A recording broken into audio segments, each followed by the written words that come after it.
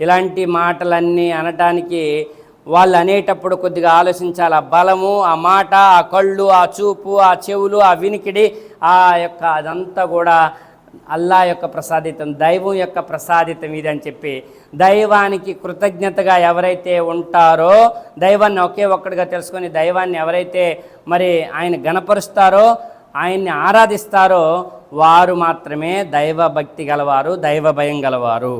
అర్థమవుతుందా? కానీ వారు బాహటంగా తిరస్కరించడం మొదలుపెట్టారు. ఈ కారణం వల్లనే వారు ఇప్పుడు చిక్కుల్లో పడిపోయారు.